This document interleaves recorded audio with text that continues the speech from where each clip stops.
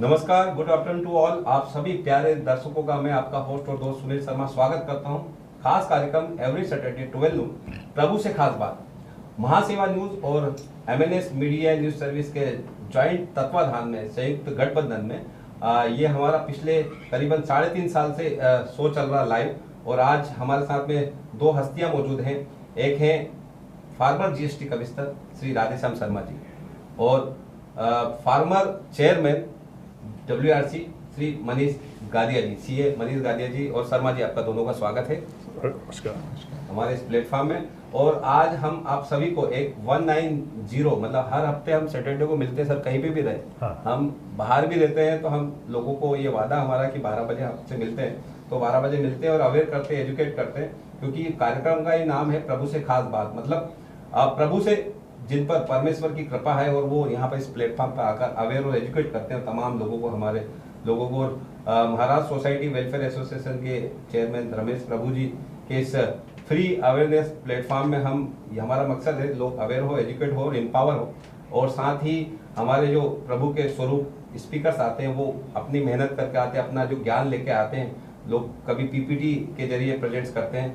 तो आज भी हम बड़े ही इंपॉर्टेंट टॉपिक GST मर क्या है इम्पोर्टेंट, हमारी जो निर्मला सीतारमण जी ने क्या ग्रेसन किया है, क्या नया अमेंडमेंट लेके आए और पुरानी क्या लोगों को किस तरह से किंतु परंतु सवाल है। हर एक विषय पे बात करेंगे, ऐसा नहीं कि रियल एस्टेट पे, हर विषय पे बात करेंगे। GST कहाँ क्या पूरे फाइनेंस एक्ट के ऊपर, बिल्कुल बिल्कुल फाइनेंस एक्ट पे ओवरऑल, और आपको अवेयर करेंगे और सवाल जवाब भी लेंगे। तो मैं सर का स्वागत करता हूँ, दोनों सर का खूबसूरत लाइन के साथ में कि ना थके कभी पैर, ना थके कभी पैर, ना कभी हिम्मत हारी है, जज्बा है परिवर्तन का जीवन में इसलिए सफर जारी है।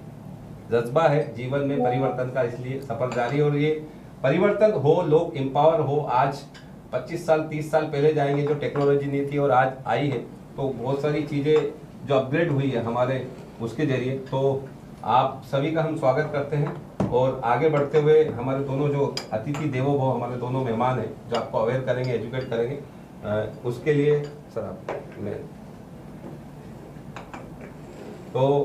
मैं बताना चाहूँगा सर, राधेश्याम शर्मा जी एडवोकेट हैं, अभी हाल फिलहाल में एज ए एडवोकेट प्रैक्टिस कर रहे हैं GST पे। सर अभी हाल ही में 4 महीने सर, हाँ 4-6 महीने पहले रिटायर हुए as a central GST commissioner and excise and customs. और इनका यदि कार्यकाल देखें तो इनका फर्म है law and par, is the former commissioner GST। 2002 batch के IRS ऑफिसर हैं।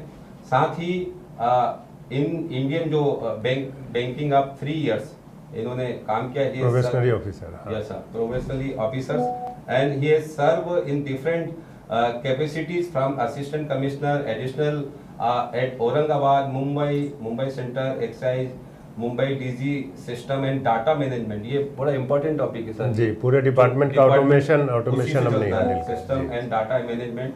Mumbai GST CSX DG valuation Mumbai commissioners और Mumbai GST custom audit Mumbai before he retire in the month of the October 2023। Sir is the golf player हैं sir, और इनको health पे aware बहुत करते हैं। टाटा मैराथन में आपने पार्टिसिपेट किया है, तो ऐसे मतलब आपको अवेयर तो करेंगे, हेल्थ पे भी आप देख सकते हैं कि रिटायर हो गए लेकिन नौजवान वाली स्पिरिट है, और उसी वजह से आज यहाँ पर इस प्लेटफॉर्म पे हैं। एक और शख्सियत हमारे साथ में मौजूद है, CA Manish Gadia ji. He was past chairman WRC of the ICAI CA institute का बड़ा संस्थान, जो एक जो फाइनेंस होता है, मतलब आज हमारी FM मैडम निर्मला जी बनाती है, तो उसको किस तरह से प्रारूप बनाना, तो ICAI और WRC के जो तमाम मेंबर्स है, जो कमेटी, वो लोग इसमें बड़ी महत्वपूर्ण भूमिका अदा करते हैं और देश का कहीं ना कहीं जो इकोनॉमिक ग्रोथ है वो मजबूत करते हैं। Sir visionary leader and senior professional with the practice experience in the field of GST। पिछले 27 सालों का अनुभव है मनीष भाई को, और सबसे ज़्यादा इन्होंने GST और सर्विस टैक्स में काम किया है, और आज भी लगातार वो एज ए कंसल्टेंट काम कर रहे हैं। मैसर्स GMJN कंपनी पार्टनरशिप में करता रहता है। सर ने कई सारी बुक्स लिखी है, जैसे obligations of the cooperative housing society से रिलेटेड है सर, और पब्लिश उन्होंने की थी, WRC ने पब्लिश की थी handbook of the valuation and the handbook of the EPC contacts, और कम से कम 650 लेक्चर सर्विस टैक्स और GST पे दे चुके हैं सर।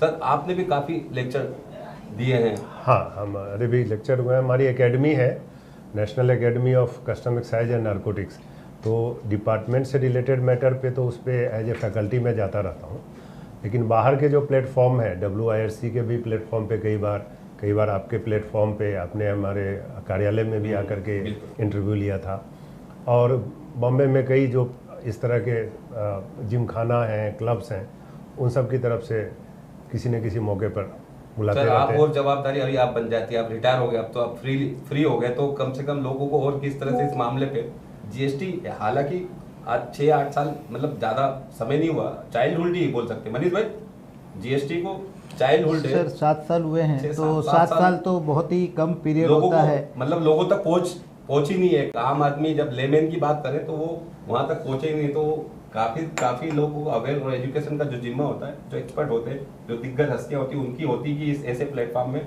मौजूद रहे ज़्यादा। इसलिए मैंने सर कहा कि ना थके कभी पे, ना कभी हिम्मत हारी है, जज्बा है जीवन में परिवर्तन का, इसलिए सफ़र जारी है। तो सफ़र जारी रहेगा सर का और सर का। तो सर आप दोनों का स्वागत है। सर राधेश्याम जी, आपसे मैं सबसे पहले जानना चाहूँगा कि आप बुलेट्स पॉइंट्स हाइलाइट्स क्या है यूनियन बजट निर्मला जी का, GST पर क्या आप हाईलाइट करना चाहिए? जी देखिए, इस बार वित्त मंत्री ने जो ट्रेड और इंडस्ट्री का बहुत ही लॉन्ग पेंडिंग डिमांड्स था, कुछ बर्निंग इश्यूज थे GST में, जिससे कि उनका वर्किंग कैपिटल ब्लॉक हो रहा था, फंड ब्लॉक हो रहे थे, और काफ़ी सारा लिटिगेशन हुआ, कई सारे कोर्ट्स ने अलग अलग डिसीजन दिए। अल्टीमेटली ये GST काउंसिल के रिकमेंडेशन में जो 53rd काउंसिल 1 महीना पहले बजट आने के पहले हुआ, उसमें ये सब रिकमेंडेशन आ गए थे, जिसको अभी उन्होंने बिल में इंक्लूड किया, और फाइनली अभी तो वो एक्ट भी बन गया। मेरे ख्याल से कल शायद वो कल साइन हो गया, नोटिफिकेशन भी निकल गया।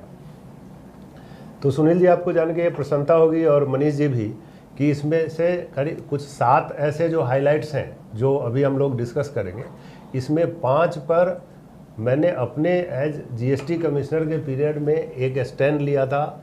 मुझे विभाग के काफ़ी अधीनस्थ कर्मचारी नाराज़ भी हो गए कि ये ट्रेड को फेवर करते हैं, बट एक्चुअली वो ट्रेड का फेवर नहीं था। लॉ जो कहता है उसके ऊपर मेरा डिसीजन था एज ए ऑडिट कमिश्नर, और आज वो सारे पॉइंट जो है इसमें आए हैं।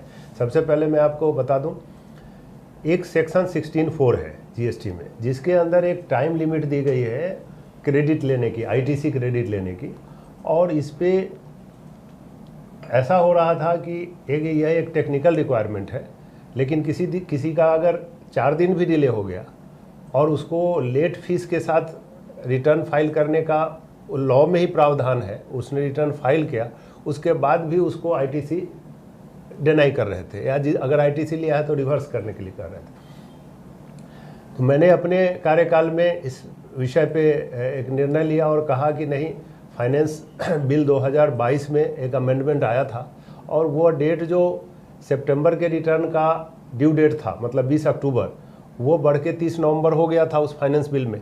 तो इसका फ़ायदा 17-18 से ही मिलेगा, और आज देखिए कि गवर्नमेंट ने उसको इंक्लूड कर दिया, और 4 साल का 2017-18, 18-19, 19-20 और 20-21 सबके लिए 30 नवंबर रखा है। वैसे उसमें मेरा तो विचार था, और मैंने जो चीफ कमिश्नर को चिट्ठी लिखी थी इस विषय पर, मेरा एक पत्र गया था जिसमें था road map to minimise frivolous litigation.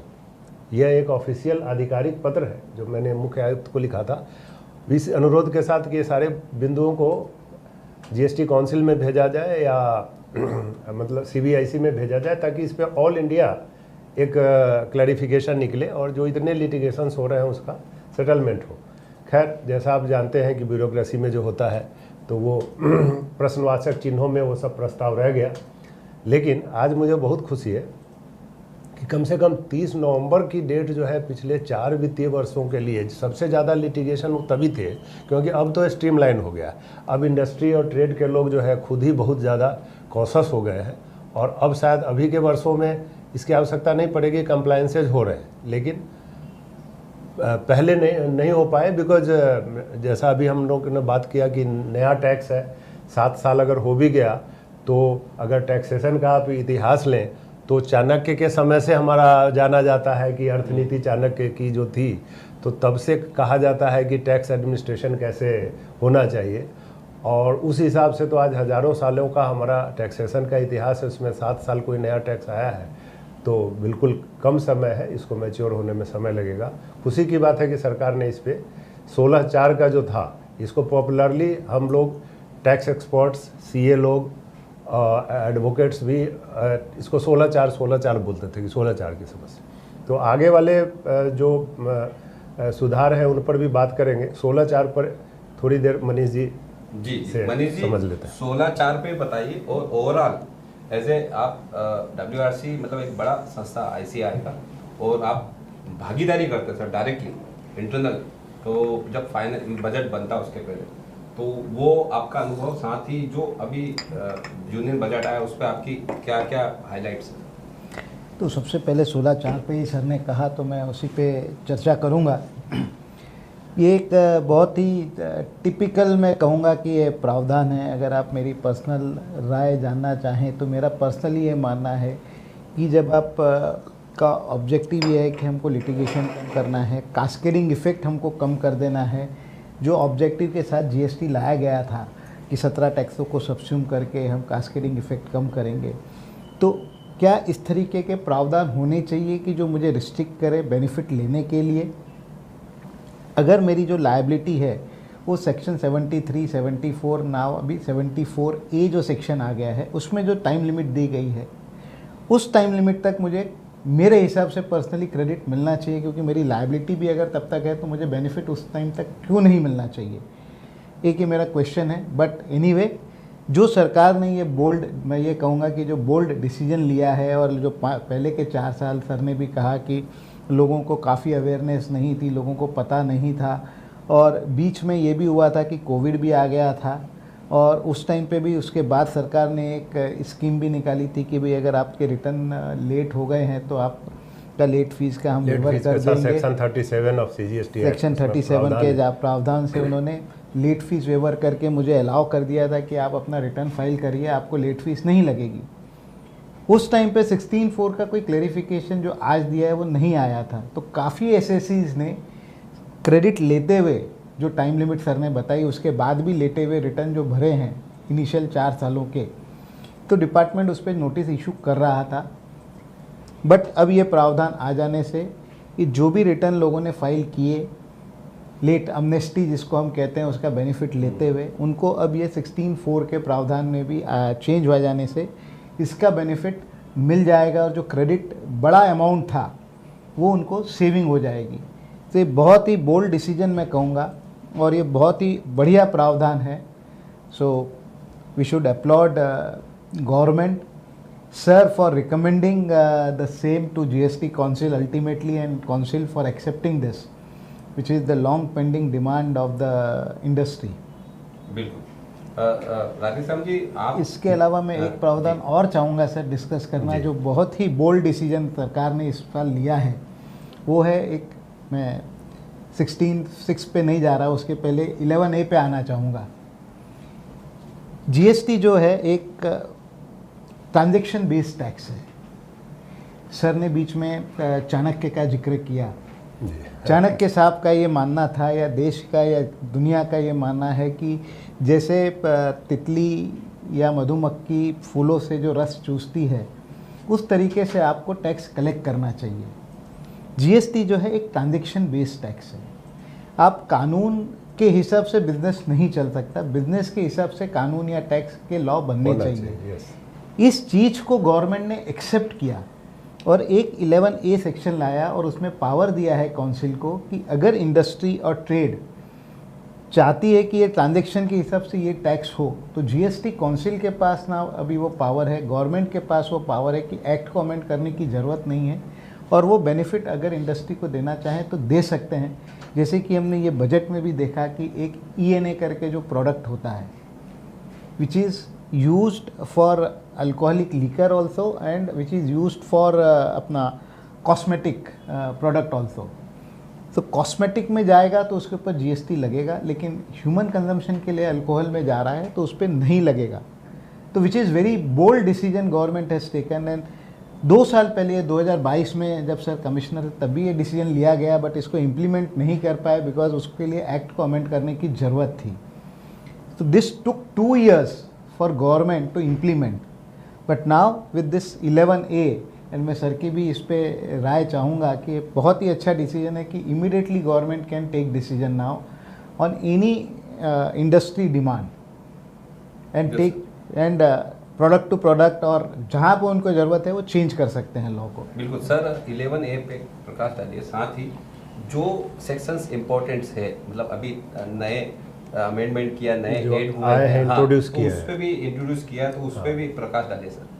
हाँ, तो जैसे 11A का मनीष जी ने जो जिक्र किया, तो उसमें ये पावर्स दी गई है कि जीएसटी काउंसिल इमीडिएट जो है वो कोई इंडस्ट्री रिलेटेड जो टॉपिक आता है जो पूरी इंडस्ट्री को इफ़ेक्ट कर रहा है और हर तरफ से आवाज़ आ रही है, तो उनके पास जैसे ही वो प्रश्न आता है तो उस पर मतलब काउंसिल के लेवल पे ही बिना कोई मतलब पार्लियामेंट में गए हुए है ना, या सेलेक्ट कमेटी में गए हुए, जीएसटी काउंसिल के डिसीजन पे वो कम से कम अभी भी रूल का प्रावधान तो है कि रूल कभी भी फ्रेम कर सकती है central government without going into parliamentary this thing. Act में चेंज करने के लिए पार्लियामेंट का अप्रूवल लगता है, बट रूल जो है central board of indirect taxes and customs ही कर सकती है on the recommendation of GST council. तो वही चीज़ अभी आई है जो इन्होंने कहा एक पर्टिकुलर प्रोडक्ट में ENA में जो ह्यूमन कंजप्शन और इंडस्ट्रियल एप्लीकेशन का है वहाँ पे टैक्स रेट उन्होंने रैशनलाइज कर दिया है. ह्यूमन कंजप्शन में है तो उसको एग्जेम्प्ट कर दिया है, आउट ऑफ जीएसटी नेट कर दिया है. हाँ, तो इस तरह की जहाँ भी कोई डिमांड आती है, आज बहुत सारे प्रोडक्ट ऐसे हैं जो खाने पीने की चीज़ें हैं, लेकिन उसमें इस तरह से आर्टिफिशियल टैक्सेशन कर दिया है कि वही बिस्किट है, अगर उसके ऊपर चॉकलेट का फ्लेवर है तो उस पर हायर रेट ऑफ जीएसटी लग जाएगा, 12% चला जाएगा, नहीं तो 5% लगेगा. तो इस तरह की चीज़ें या कई चीज़ें जो कंज्यूमर्स की तरफ से भी वो आ सकती है कि इस तरह के आर्टिफिशियल जो टैरिफ बैरियर्स हैं उनको अगर रिमूव करने की ज़रूरत है तो रिमूव कर दे.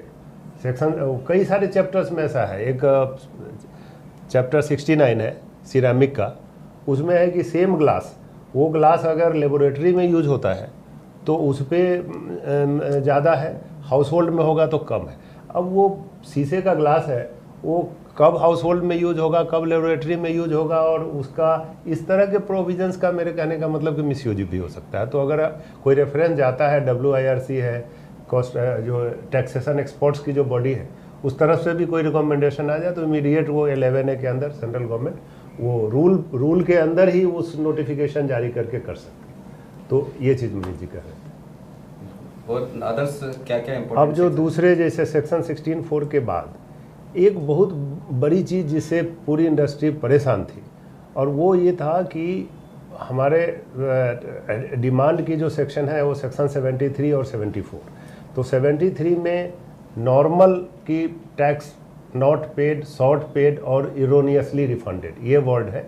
ऐसा ही वर्ड कस्टम एक्ट में भी है, वहाँ पे टैक्स के बदले ड्यूटी है, duty not paid, short paid और इरोनियसली रिफंडेड.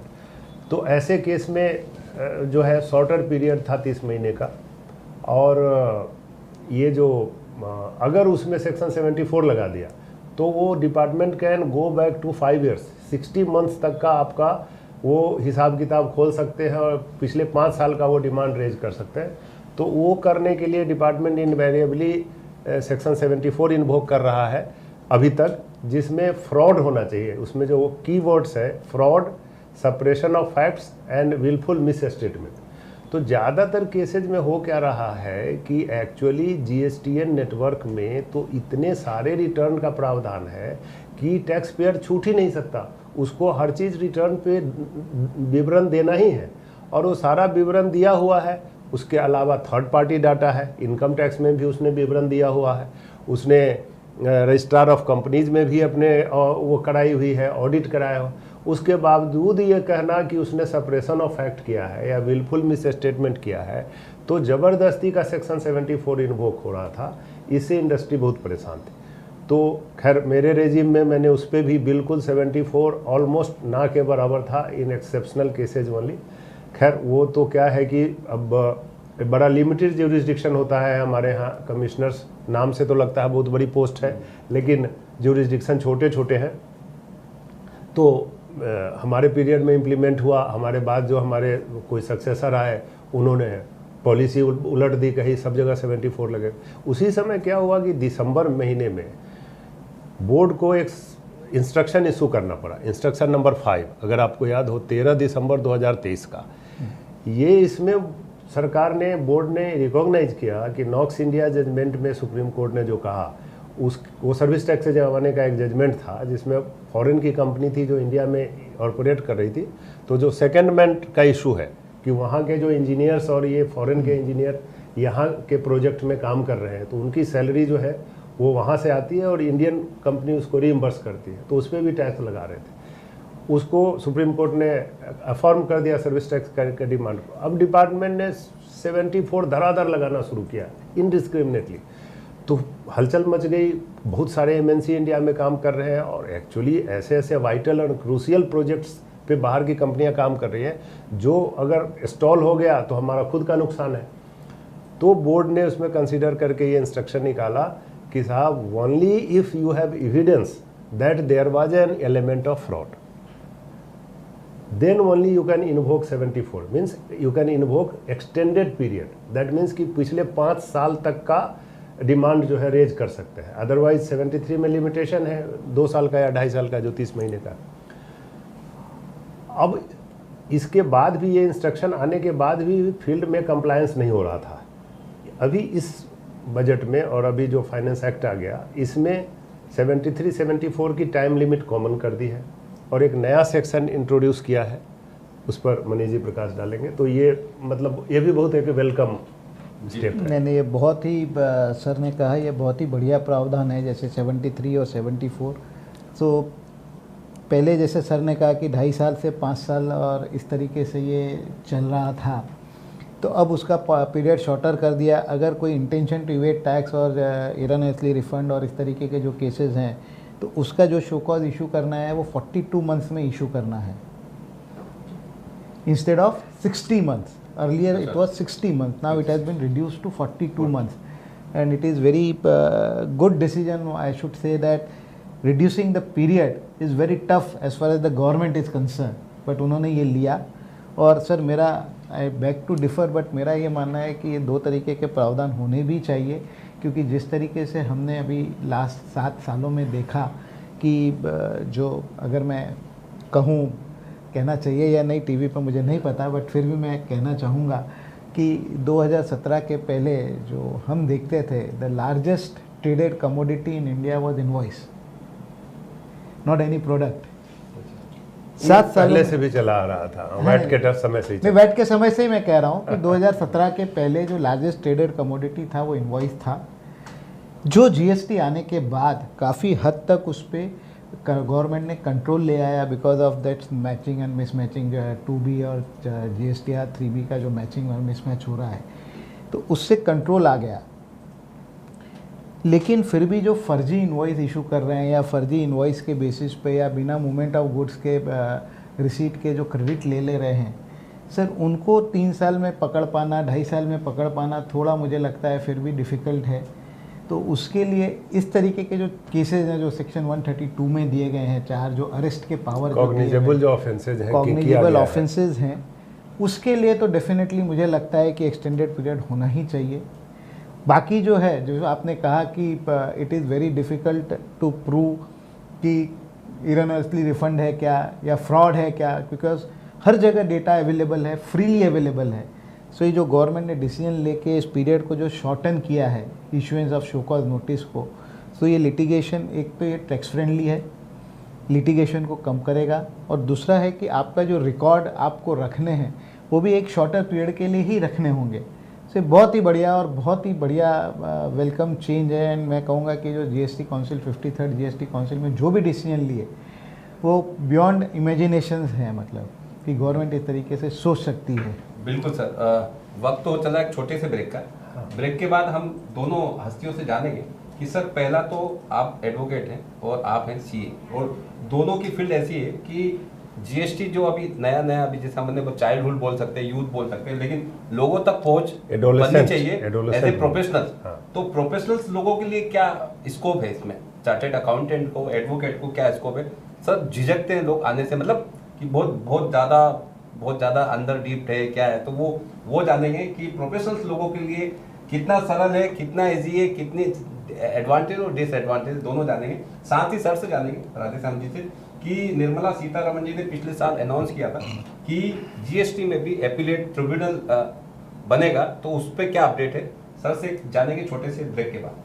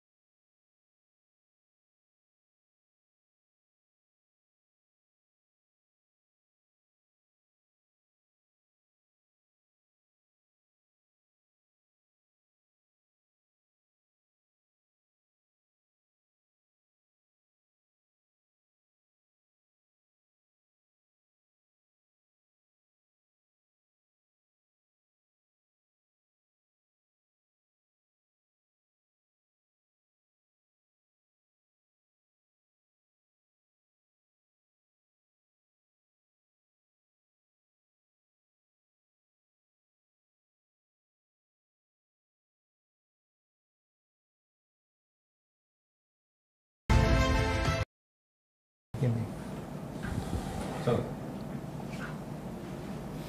पहले तो स्कोप की बात करेंगे, उस पर आप प्रकाश डालिए। चार्टेड अकाउंट ब्रेक के बाद आप सभी का स्वागत है। जैसा कि हमने कहा था कि ये जो जीएसटी का विषय है, भले से 7 ईयर्स हुए हों, लेकिन अभी भी एक जो लोग इससे कनेक्ट हैं, व्यापारी हो, जीएसटी ट्रेड से रिलेटेड, वहाँ पे अनअवेयरनेस है। प्रोफेशनल्स में स्कोप होना चाहिए, बहुत ज़बरदस्त होना चाहिए। चार्टेड अकाउंट की बात करते हैं आप, WRC के चेयरमैन रहे सर, तो इसमें क्या स्कोप आगे भी बहुत आने वाला, बहुत मतलब बड़ी तादाद में आएगा, लेकिन उसमें इंटरेस्ट है, लोग आते हैं, ऐसा क्या? सर जीएसटी की अगर मैं बात करूं, सो अगर आप देखें तो 2017-18 में गवर्नमेंट का रेवेन्यू जीएसटी से था 7 lakh crore, 7.19 to be precise. 23-24 financial year में था 20 लाख पॉइंट 19 करोड़, कुछ 20.19 करोड़, 20 लाख पॉइंट 19 ऐसा कुछ था। और आज की तारीख में 1.92 के बीच में, 2 लाख करोड़ के बीच में हर मंथ का रेवेन्यू आ रहा है। सो 20 से 24 लाख करोड़ का अगर रेवेन्यू है, so you can imagine the number of transactions, the quantum of the transactions, quantum of tax is very huge. दूसरा, जैसे आपने ब्रेक से पहले भी कहा कि ट्रिब्यूनल सेटअप होने वाली है, सीतारमन जी ने कहा, तो जो ट्रिब्यूनल जब सेटअप होगी तो that will be a huge opportunity, I will say a huge opportunity for professional like chartered accountant, advocate to appear before the tribunal. GST में एक और सबसे बड़ी प्रॉब्लम क्या है इंडस्ट्री की, कि वो क्या करते हैं कि अपने कॉम्पिटिटर से पूछते हैं कि भाई तुमने क्या कॉल लिया है इस ट्रांजैक्शन पे, और उसने सही लिया है या गलत लिया, उसको वेट किए बिना वो आगे बढ़ते हैं। उसके बेसिस पे अगर आपने कहीं भी मिस्टेक की, जैसा मैंने कहा कि ट्रांजैक्शन बेस्ड टैक्स है, हो सकता है कि आपका जो कॉम्पिटिटर हो उसके एग्रीमेंट अलग हो और आपके एग्रीमेंट में कुछ फ़र्क हो, उसमें टैक्सेबिलिटी नहीं आती, आप में आ सकती है, और वाइस वर्सा, दोनों पॉसिबिलिटी है। इसलिए आप कोई भी अगर ट्रांजैक्शन एंटर करते हो, छोटा भी है, कुछ भी है, सो मैं तो यही रिकमेंड करता हूं कि आपको किसी न किसी प्रोफेशनल के पास जाके सबसे पहले एडवाइस लेनी चाहिए कि इस पे मेरी टैक्सेबिलिटी क्या है, इस पे मेरे को इनपुट टैक्स क्रेडिट मिलेगा या नहीं मिलेगा, या मेरे कस्टमर को मिलेगा या नहीं मिलेगा, या मुझे क्या ध्यान रखना है। So consultancy is the big opportunity. Second है लिटिगेशंस जो चल रहे हैं, जो ट्रिब्यूनल सेटअप होगी उसमें जो केसेस जाएंगे, तो इसमें सीए और एडवोकेट दोनों के लिए बहुत ह्यूज अपॉर्चुनिटी है, क्योंकि क्वांटम बहुत है, हमने देखा है। और जो मेरा एक्सपीरियंस है लास्ट 20 साल से एक्सक्लूसिवली, जो मैं इनडायरेक्ट टैक्स में भी हूँ, सो अगर मैं इनकम टैक्स में जो फीस डिमांड करता हूँ, सेम काम के लिए मुझे सर्विस टैक्स में या जीएसटी में 2x 3x फीस मिल जाती है, लिटिगेशन में भी, बिकॉज क्वांटम बहुत बड़ा होता है। जीएसटी में एक और सबसे बड़ी ध्यान देने वाली बात है कि इसको हम कहते हैं इनडायरेक्ट टैक्स, मतलब आपको कस्टमर से रिकवर करना है और पे करना है। अगर आपने ध्यान नहीं दिया अपने कॉन्ट्रैक्ट पे और आपने समय पे उसको रिकवर नहीं किया, सो वो आपकी पॉकेट से जाएगा। एक अगर मैं 18% पकड़ लूँ, प्लस इंटरेस्ट पकड़ लूँ, प्लस पेनल्टी पकड़ लूँ, तो ये सब बैठ के 50-60% के आसपास ऑफ योर टर्नओवर हो जाता है।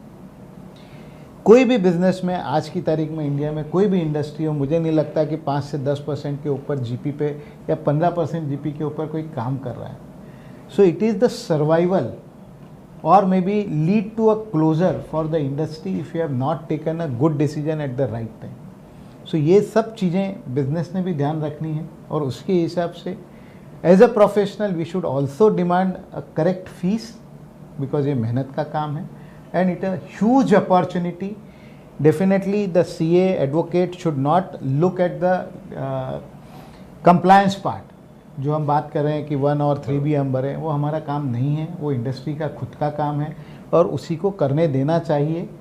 हमारा काम है कंसल्टेंसी, इंडस्ट्री को गाइड करना, उसका जो लिटिगेशन है उनको हैंडल करना, सो हमको उस पर ही फोकस करना चाहिए। बिल्कुल सर, यूज अपॉर्चुनिटी जैसे कहा सर ने, नए युवा चार्टेड अकाउंटेंट, युवा एडवोकेट हैं जो मतलब चौराहे पे खड़े हैं, उनको रास्ता आप किस तरह से गाइडेंस करेंगे? आप भी एज ए प्रैक्टिस अभी एडवोकेट कर रहे हैं सर, तो क्या गाइड करेंगे? तो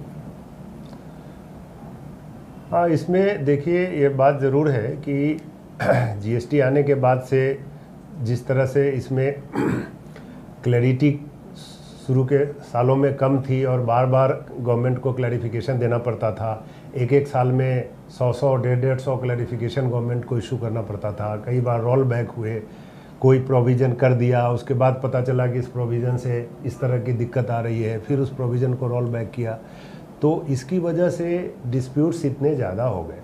तो नेचुरली जो टैक्स प्रैक्टिशनर्स हैं, अब टैक्स प्रैक्टिशनर्स क्या है कि चार्टर्ड अकाउंटेंट्स जो है वो प्राइमरली पहले से इनकम टैक्स और डायरेक्ट टैक्सेस डील कर रहे थे, लेकिन इनडायरेक्ट टैक्सेस में आ गए थे जब सर्विस टैक्स 1994 में लागू हुआ तभी से।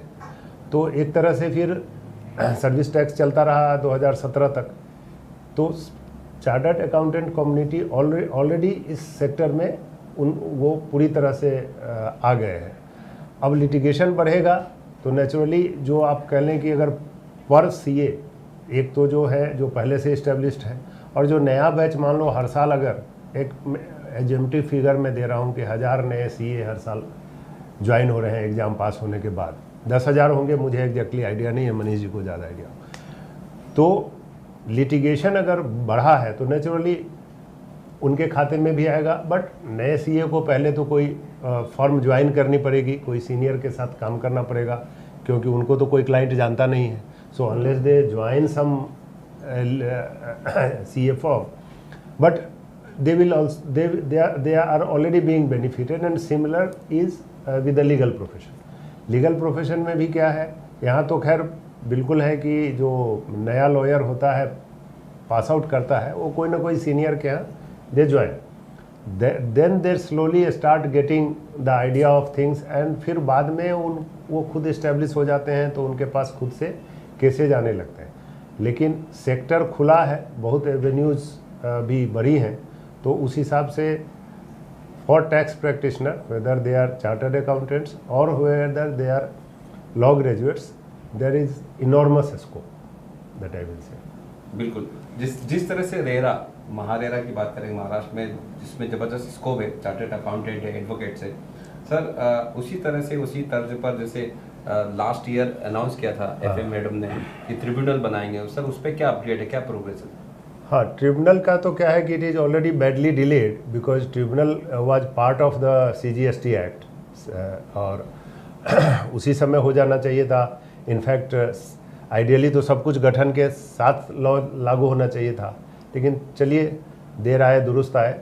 तो ट्रिब्यूनल अभी अपडेट ये है कि जो प्रिंसिपल बेंच है दिल्ली में वो तो सेटअप हो गया है, चेयरमैन वगैरह की, प्रेसिडेंट बोलते हैं, प्रेसिडेंट की अपॉइंटमेंट हो गई, और बाकी जितने स्टेट बेंचेज हैं और रीजनल बेंचेज हैं उन सब में एप्लीकेशंस ले लिए गए हैं, और एक स्क्रीनिंग कमेटी होती है, वो स्क्रीनिंग कमेटी उसको वो प्रक्रिया जारी है, और कभी भी मतलब हो सकता है एक ही बार में सारे स्टेट का ना हो, स्टेट बेंचेज का या रीजनल बेंचेज का, लेकिन फेज वाइज जो है ये ऑपरेट करना शुरू कर बिल्कुल, जैसे गुजरात महाराष्ट्र पहले शुरू कर देंगे, या फिर हाँ जहाँ ज़्यादा केसेज हैं, केसेज ज़्यादा है, जहाँ बेंचेज ज़्यादा हैं, जैसे महाराष्ट्र में 5 बेंचेज हैं, गुजरात में शायद 3 बेंच ऐसे हैं, यूपी में 5 बेंच हैं, तो जहाँ ज़्यादा बेंच हैं बिकॉज वहाँ लिटिगेशन ज़्यादा है, तो वहाँ पहले स्टार्ट होना चाहिए। बिल्कुल, FM मैडम का जो GST को लेकर जो शिकायतें हैं, जो कंज्यूमर शिकायत है, उसको लेकर ट्रिब्यूनल जल्दी ही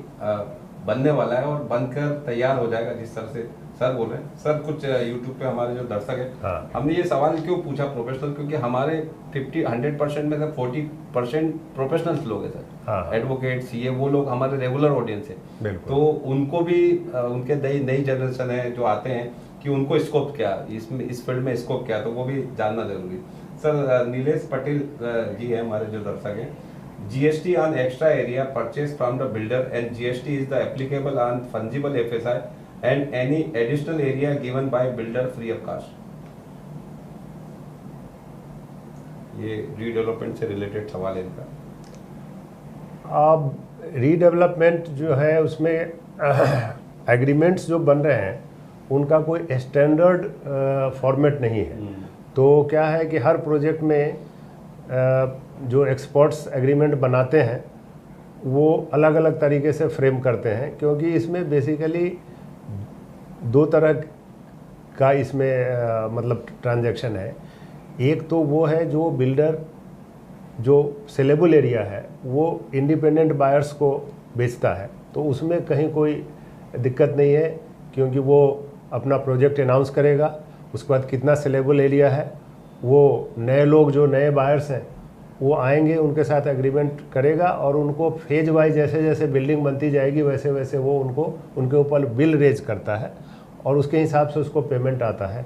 तो जो फ्लैट्स ओसी आने तक अनसोल्ड रह गए उनकी बात तो नहीं है, लेकिन जितने सेल में आ गए, समझे 100 फ्लैट उसको बेचना था या 100 गाले बेचने थे एज पर प्रोजेक्ट, तो 80 जो है वो कंस्ट्रक्शन सर्विस के दायरे में आ गए, बिकॉज उनके साथ नए बायर्स का कोई ना कोई एग्रीमेंट हो चुका है, कुछ पेमेंट वो ले चुका है और पेमेंट देता जा रहा है। जो 20 बच गए जो उसी के बाद बिकेंगे उस पर कोई जीएसटी नहीं है, because it is treated as immovable property. Only एक लीगल फिक्सन है जिसके द्वारा सेम चीज़, सेम एक्टिविटी, जब तक OC/CC या फर्स्ट ऑक्यूपेशन नहीं आता है तब तक उसको सर्विस मानते हैं, जैसे ही उसमें ऑक्यूपेशन हो गया तो उसको इमूवेबल प्रॉपर्टी मानते हैं। इनफैक्ट है तो वो इमूवेबल प्रॉपर्टी पहले दिन से ही, जिस दिन भी बिल्डर बुकिंग अमाउंट लेता है तो एक ईंट पत्थर का घर ही तो बना के दे रहा है।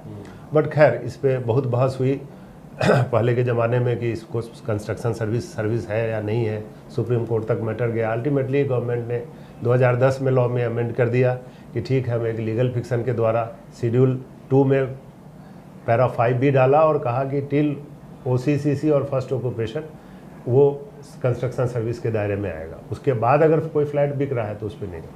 समस्या वहाँ आ रही है जहाँ की जो ओरिजिनल जो सोसाइटी के मेंबर्स थे जिन्होंने अपनी प्रॉपर्टी हैंड ओवर की, जिसको हम रिहैब बोलते हैं, उनको रिहैबिलिटेशन कर।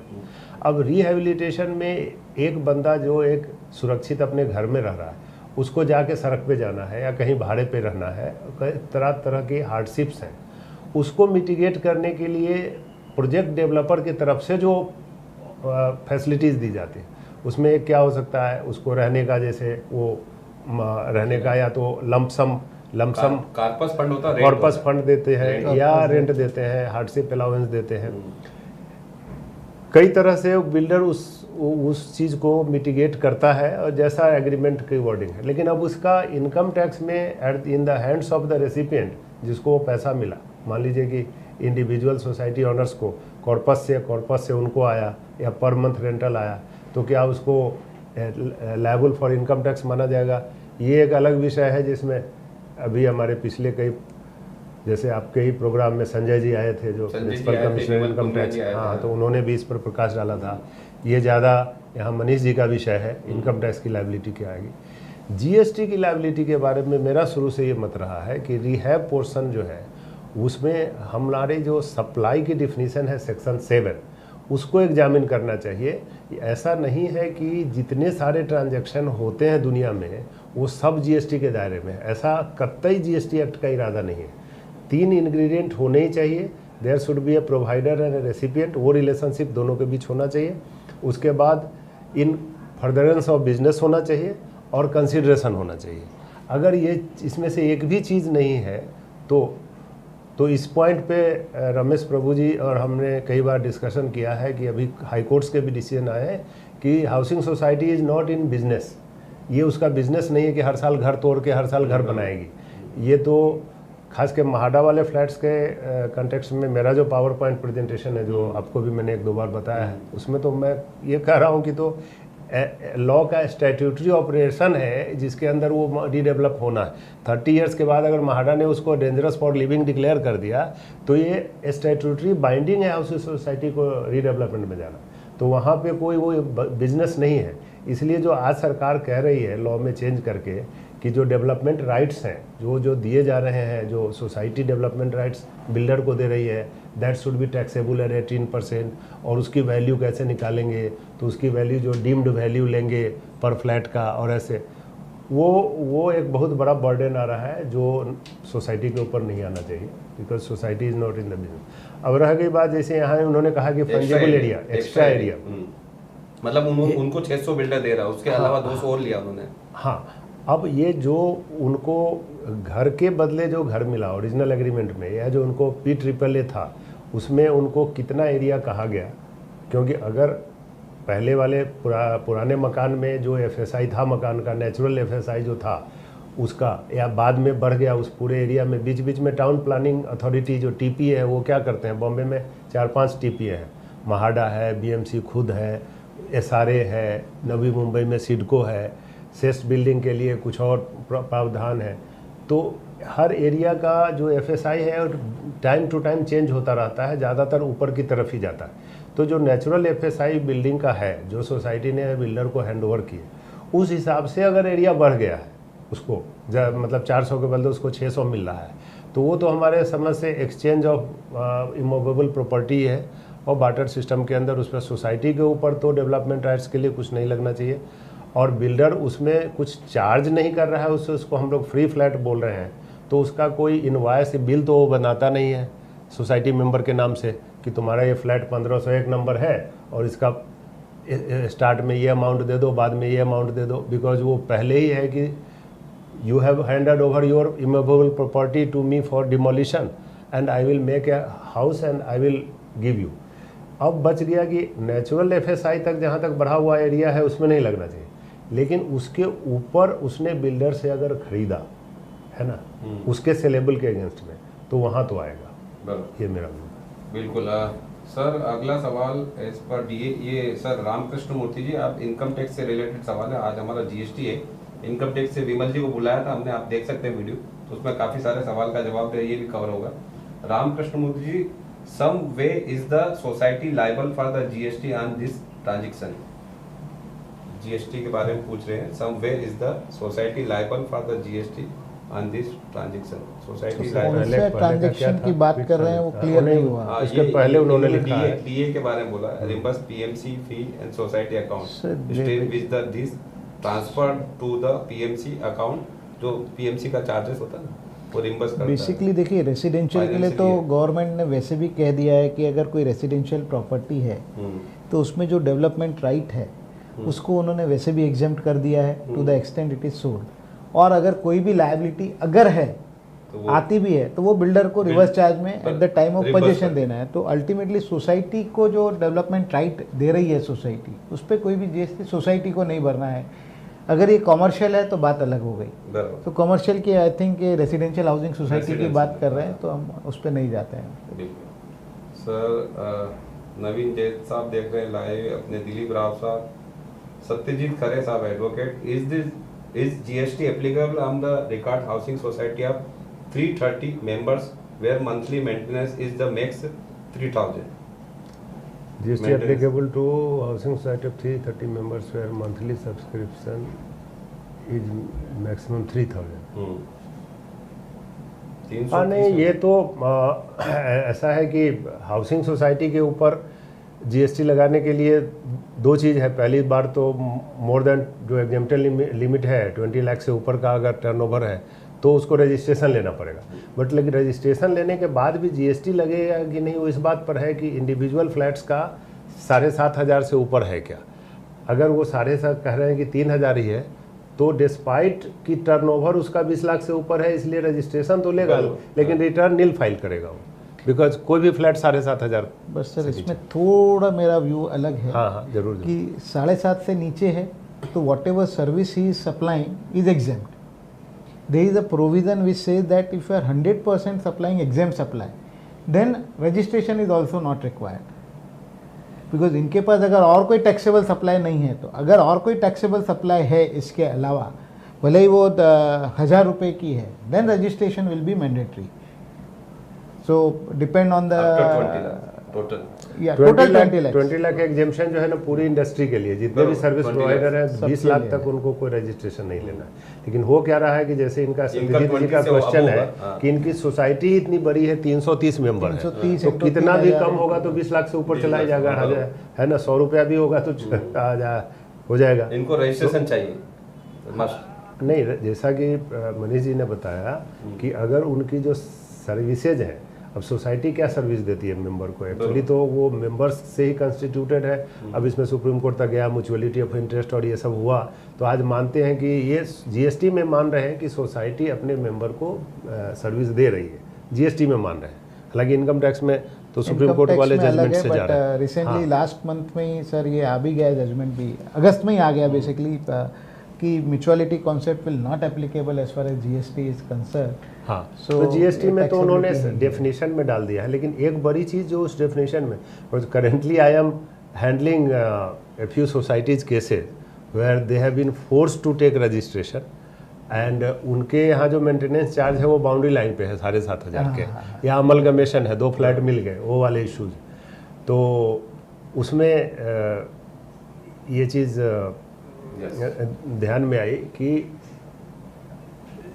जो डेफिनीशन है उसमें सोसाइटी के लिए, जहाँ पे सेक्शन 2 में डेफिनीशन है उसमें पर्सन की डेफिनीशन में सोसाइटीज़ भी है, बट सोसाइटी की लायबिलिटी में एक वर्ड है, वहाँ बिजनेस को डिफाइन किया है in the case of a society, A club और एक दो और ऑर्गेनाइजेशन है जिसमें जिसमें ए मंथली सब्सक्रिप्शन इज चार्ज्ड। तो वहाँ पे मैंने ये डिफेंस लिया है उन सोसाइटीज़ के केस में कि हमारा जो ब्रेकअप है बिल का, उस बिल में अदर देन जो चार्जेज जो वो सोसाइटी सिर्फ मतलब कलेक्ट कर रही है, मेंबर से कलेक्ट कर रही है for onward payment to either statutory charges like कहीं कहीं पर प्रॉपर्टी टैक्स, अब तो खैर प्रॉपर्टी टैक्स इंडिविजुअल बिल आ रहा है, बट प्रॉपर्टी टैक्स हो, वाटर टैक्स हो, इलेक्ट्रिसिटी बिल हो, ये जो कॉमन एरिया का। और उसके अलावा क्या होगा कि लिफ्ट मेंटेनेंस होगा, सिक्योरिटी वाले को पेमेंट करना है तो वो बिल रेज करेगा और सोसाइटी उसको ऑन बिहाफ ऑफ मेंबर से कंट्रीब्यूशन लेकर के सोसाइटी उसको पे कर देती है। तो वैसे केसेज में भी वो 7,500 की लिमिट में भी वो चेक करना है कि कौन कौन सी एक्टिविटीज़ टैक्सेबल है। अब मनीष जी ने कहा कि हो सकता है उसकी 100% ही एक्टिविटी टैक्सेबल ना हो, तो ऐसे केस में भले वो टर्नओवर क्रॉस कर रहा है, वो रजिस्ट्रेशन लेना आवश्यक नहीं है। बट सर मैंने जो देखा है सम केसेस में दे रिकवर 50 रुपीज़ और 100 rupees as a parking charge. जैसे ही पार्किंग ले लिया वो एग्जेम्पशन में नहीं आता है, वो 7,500 की लिमिट में भी नहीं आता है, क्योंकि 7,500 का जो वर्डिंग है विच सेज दैट कॉमन एरिया का जो रीइंबर्समेंट आप क्लेम कर रहे हो वही कवर है। और ये पार्किंग चार्जेस जो है, मतलब इस तरीके के कई चार्जेस हो सकते हैं, I am just saying the common. So parking charges जो है वो तो कॉमन एरिया मेंटेनेंस में नहीं आता, तो वो टैक्सेबिलिटी में आ जाता है। Since it is more than 20 lakh they require to register and pay parking charges के ऊपर GST लग जाएगा उनको। हाँ, बट वो फिर भी वो तो 7,500 के दायरे में होना चाहिए ना, पर मेंबर पर मंथ अगर 7,500 नहीं क्रॉस कर रहा है, भले उसका parking charge is one of the constituent of the bill है ना, it can not be 7,500, parking 1,000 रुपया होगा, 1,500 होगा, ये रहता है, बाकी उसमें ऐड होता है। मेरा दूसरा सवाल था, आप देखिएगा उसको डेफिनेशन को ध्यान से, and that may be probably A lawyers mind.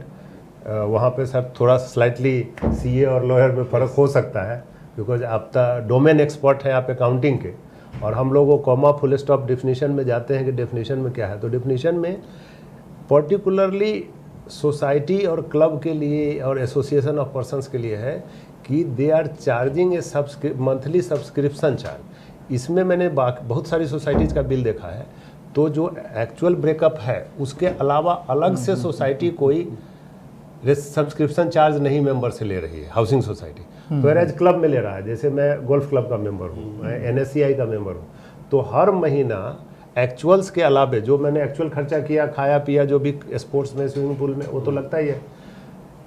अगर मैं एक दिन भी ना कोई फैसिलिटी ना अवेल करूँ तो भी सब्सक्रिप्शन चार्ज 1,500 महीना मुझे लगता है। तो ऐसे केस में ये क्लब्स तो वहाँ कवर हो रहे हैं, लेकिन मेरा कहना है कि जो सोसाइटीज़ हैं वो कोई subscription charge other than that नहीं लेती है, जो कि बिना किसी हेड के हो, जस्ट बिकॉज वो सोसाइटी है इसलिए आपसे कोई सब्सक्रिप्शन चार्ज ले रही है। ये कोई भी बिल में नहीं होता, आप अपना भी बिल देखिएगा तो उसमें नहीं होता। तो ये एक बहुत बड़ा एक्चुअली डिफेंस है। वैसे मैंने ओपन प्लेटफॉर्म पे ये बता दिया, मुझे बताना नहीं चाहिए था, बिकॉज इसका बहुत सारे लोग फायदा उठा लेंगे। यस, नेक्स्ट क्वेश्चन है करेगा, builder has shown GST paid unaudit account during handover to housing society, and society CA has suggested builder to claim input credit as GST, so in paid is paid in lump sum advice.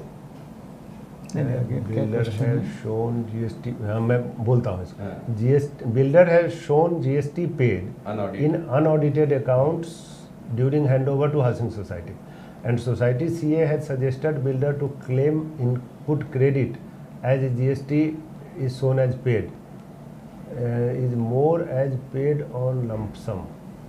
Very clear नहीं है sir कि क्या चीज़ का उसने payment किया और उसके लिए कैसे वो एक्सपेंस है सोसाइटी। हम नंबर भी शेयर करेंगे सर के आखिरी में, लास्ट में आप ले सकते हैं। लास्ट क्वेश्चन लेते हैं, हमारा टाइम हो चुका है।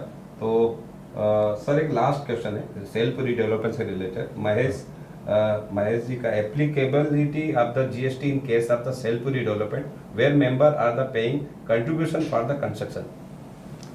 हाँ, यहाँ पर तो क्लियर है कि सेल्फ डेवलपमेंट में कोई प्रोवाइडर और रेसिपिएंट का रिलेशन है ही नहीं, है ना, क्योंकि सेल्फ का मतलब ही है कि हम खुद कर रहे हैं। तो जब हम खुद कर रहे हैं तो हमको सर्विस प्रोवाइड कोई नहीं कर रहा है ना।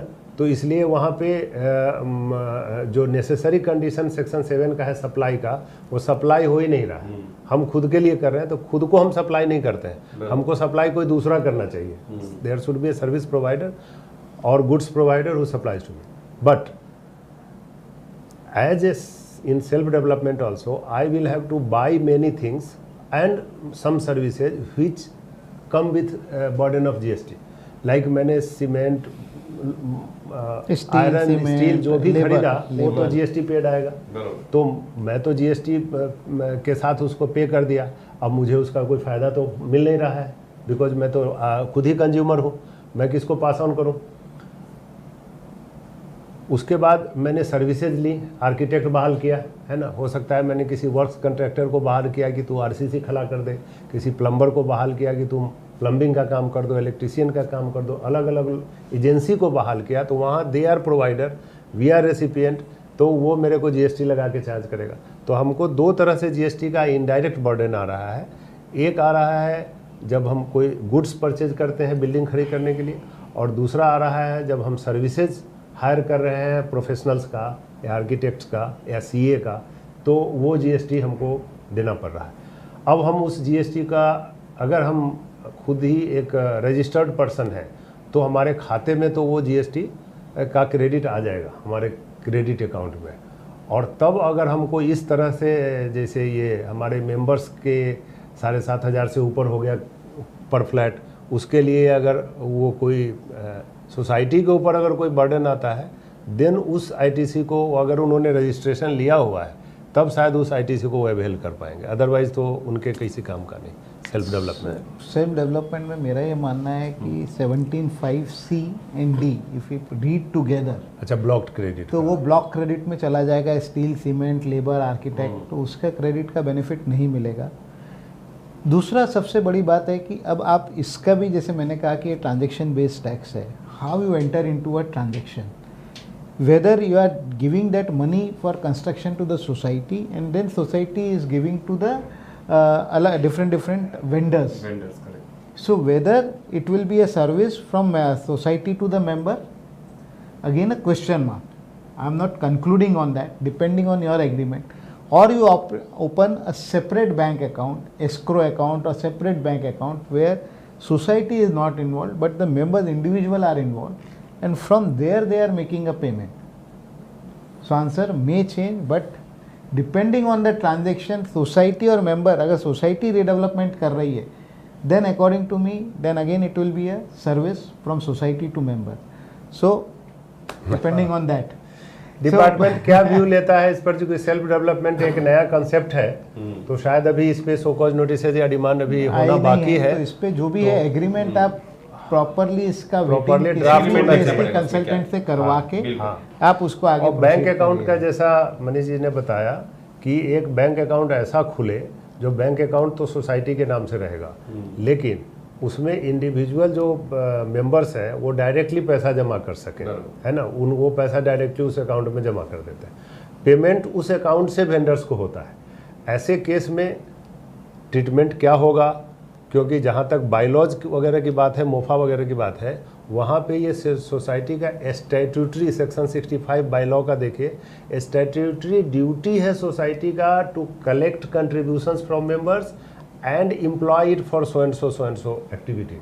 तो जहाँ मेरा एक ये डिफेंस रहता है एज ए लॉयर कि जहाँ पे कोई स्टैट्यूटरी ऑब्लिगेशन के अंदर हम कोई काम करते हैं, तो whether there is an element of business in that is a defence which I will take for the self development, provided Sunil ji brings me enough business on self development. Thank you very much. तो sir काफ़ी आप दोनों का बहुत बहुत शुक्रिया, धन्यवाद। आपने काफ़ी अवेयर किया हमारे तमाम दर्शकों को और प्रोफेशनल लोगों को। तो हम चाहेंगे यदि आपसे संपर्क करना चाहें आप दोनों से, तो आपका मेल आईडी या आपका मोबाइल नंबर, ताकि लोग हमारे चैट बॉक्स में हमारे जो सहयोगी राकेश वो भी चैट बॉक्स में लिख देंगे। हाँ जी। मेरा जो है एज ए मैंने लॉ फॉर्म बनाई है, तो लॉ एट पार, शॉर्ट में स्मॉल में LAWATPAR 23 क्योंकि 2023 में मुझे सनद मिली, तो लॉ एट पार 23@gmail.com ये मेरा मेल ऑफिशियल मेल है। और फ़ोन नंबर मेरा है 9819409715। Yes sir, Manish sir.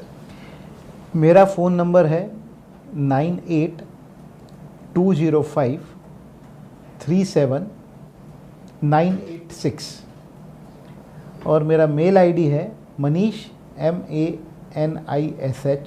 MANISH